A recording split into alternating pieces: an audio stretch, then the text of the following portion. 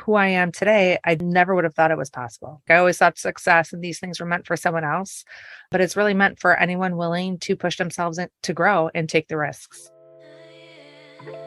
Hello and welcome to the Elevate podcast. I'm your host, Patricia Nowakowski. I'm a salon owner, educator, and mindset coach that helps hairstylists and salon owners go from overwhelmed and burnt out to motivated and empowered. It is my mission to help you systemize your business, generate more profit, and create a career behind the chair that you love. Join us every week to learn about small shifts you can make to elevate your business regarding mindset, marketing, social media, business systems, and so much more.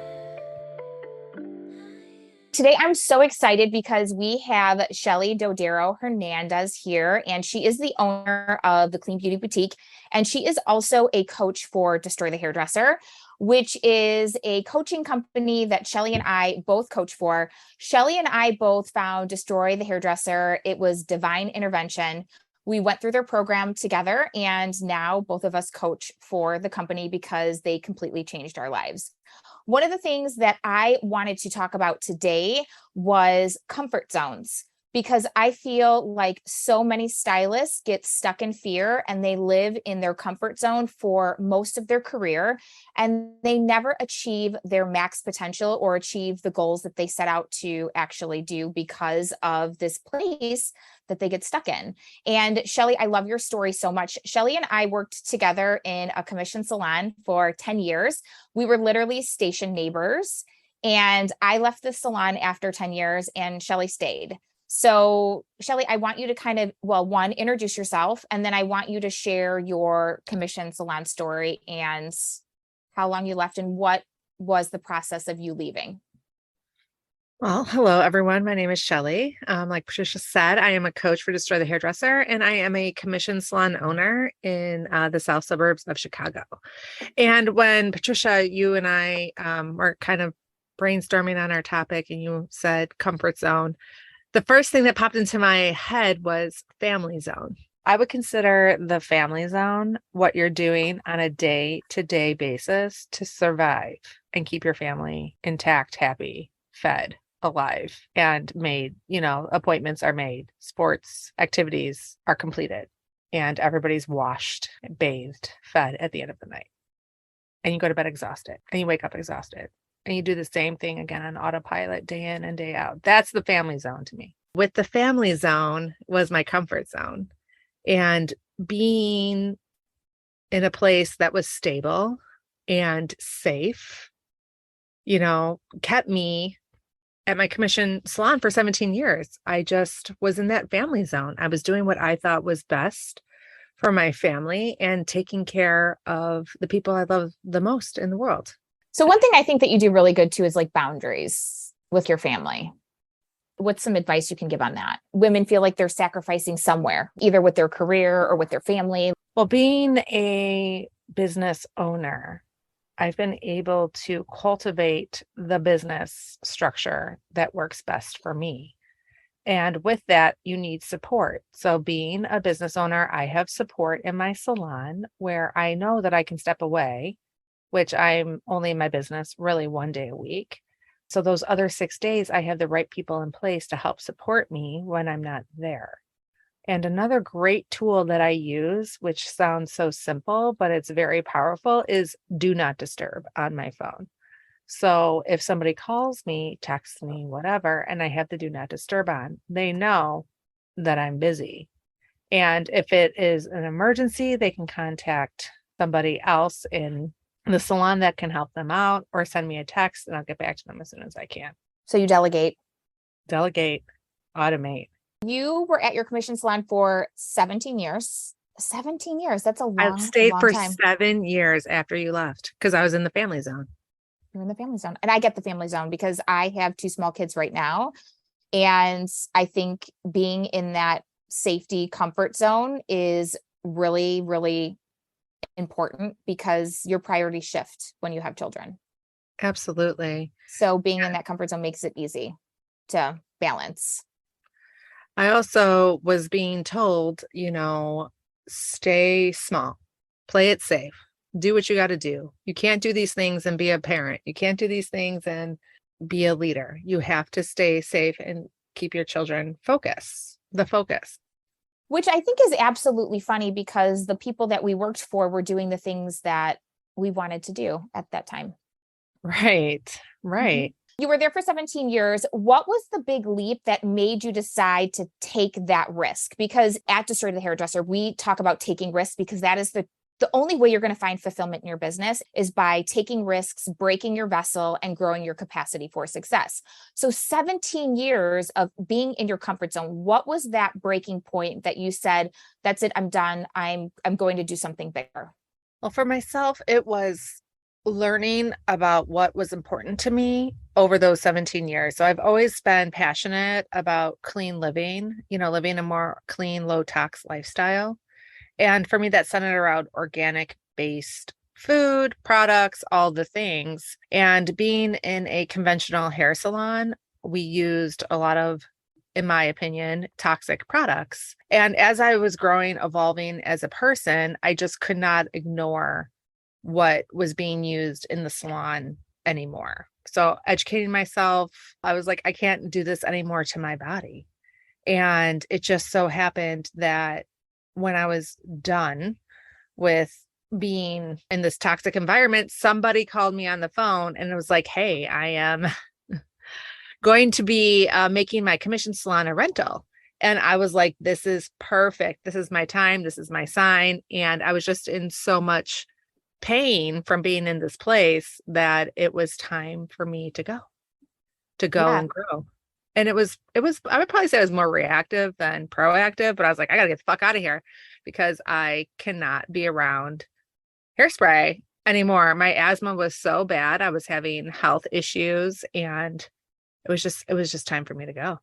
We were both in a reactive moment. That person was me. I was switching my commission salon to rental because I was also having a moment. I was having a moment of not wanting my business anymore and not taking personal responsibility. So of course I called Sheli, and Sheli and I are both comfort zones for each other because we have been friends, lifelong friends, essentially. So Sheli came over to my salon, which was your next big step. Now, when you came over to my salon, that's when we actually found Destroy the Hairdresser. And I think that's when everything shifted for us. And I think everything aligned at the right time. And I totally believe in divine intervention. And I believe that everything in that time frame happened for a reason because it catapulted us to where we are today. Like every single working piece, me switching to rental, you hitting your breaking points, just all of the pieces just align, us actually finding Sid and David. You switched to rental. What was that experience like for you when you actually made the switch? Because that was scary. It was scary for you. It was scary. I remember driving to your salon with all my stuff and I got to the salon and you're like, Sheli, the lockers aren't ready yet. You have to bring your stuff home. And I was like, what? And I remember driving home, being like, oh my God, did I make the right decision? It's scary to take that risk and that leap. And I did make the right decision. It was the best decision. And will be forever grateful for you for making that phone call because it definitely catapulted me out of my comfort zone. I didn't even realize how comfortable I was until I made that drive home that day after visiting your salon for the first time. And then everything shifted. And then we discovered Destroy the Hairdresser and we took one of their classes. Sheli and I decided to enroll in one-on-one coaching. And that's when we experienced David, who was our coach for a very long time. And David really pushed both of us out of our comfort zones. He pushed me back into switching into a commission salon, which is what I should have done in the first place. But had I not switched to rental, I don't think Sheli would have ever have come over. So everything for a reason. But Sheli, talk about how working with a coach and really getting pushed outside of your comfort zone in that level changed your career and what you've accomplished in that way. Working with a coach kept me, I would say, accountable. And also David saw through my bullshit.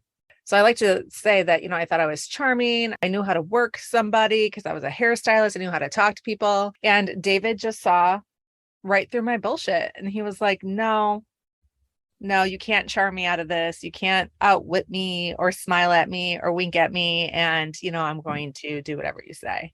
So he kept me accountable to my growth. And one thing that I loved about working with David is the things that we thought were big shit. He's like, no, you're not doing shit. That's not big shit. This is big shit and you're going to do it. And that's what we did. And now that I've done big shit, I'm like, this one really isn't as big as I thought it was going to be. I need bigger shit. Yeah. How many years has it been since you've left your commission salon? It's been 5.5 years and it feels like a whole lifetime because as I pushed myself to grow, I don't even recognize that person that I was 5.5 years ago. It's crazy. What have you accomplished since you left your commission salon? I have opened my own commission salon, which I'm looking to expand. I've grown a team. I now have 11 stylists and people working underneath me. I've also become a certified life coach, certified NLP practitioner. I've also become a coach for Destroy the Hairdresser, and I've been transforming leaders in the beauty industry for over 2 years now. And who I am today, I never would have thought it was possible. I always thought success and these things were meant for someone else, but it's really meant for anyone willing to push themselves to grow and take the risks. What advice do you have for somebody who feels stuck? So my advice for anyone that feels stuck would definitely be to reach out to a mentor or coach. Sometimes that's too much for somebody to digest. They're not willing to make the move. They're scared. They don't want to spend the money.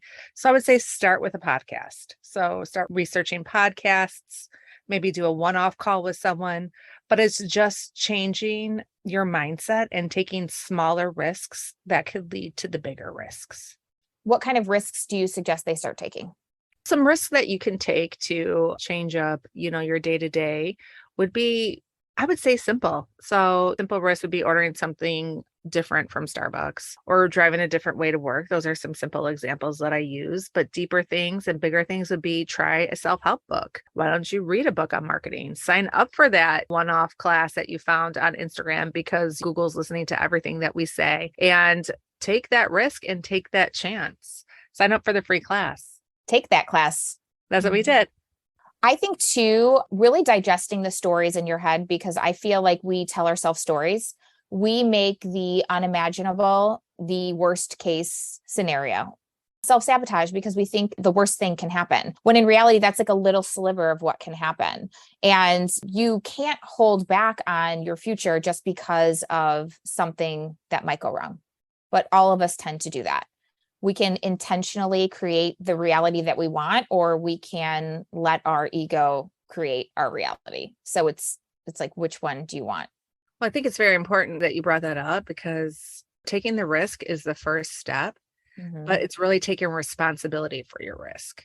And that's the ongoing part of risk taking, is the personal responsibility that you're taking for your risk. So you just don't make the change and the gates of utopia open up and you have all this abundance flow to you.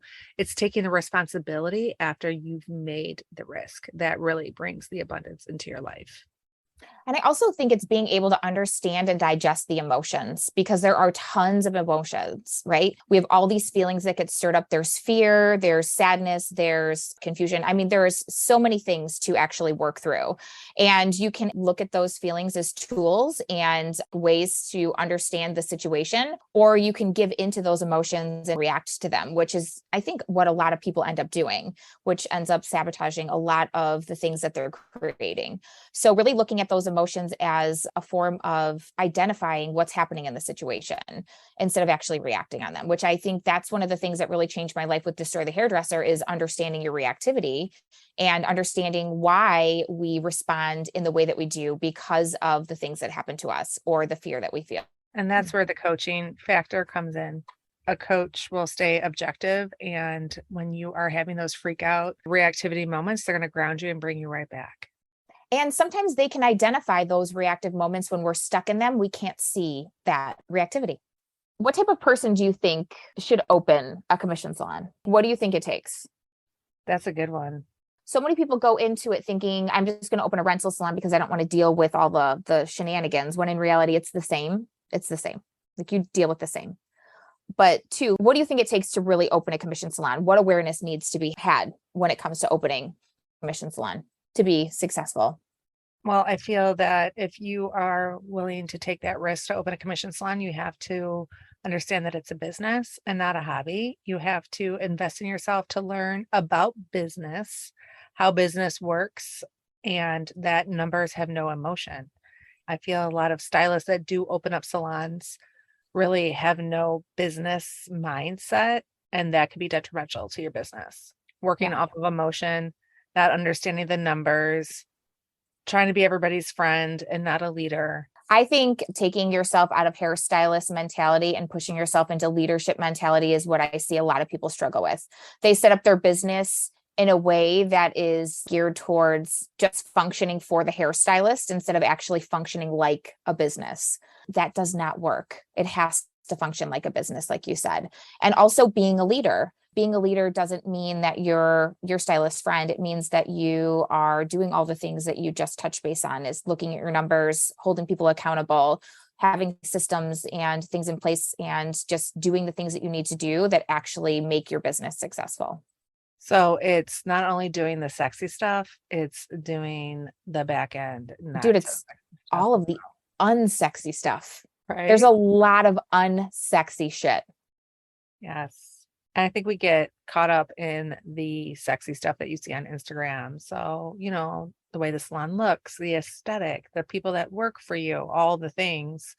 But really, the focus on leadership and running those reports every week is what needs to be taken care of. And taking care of your team.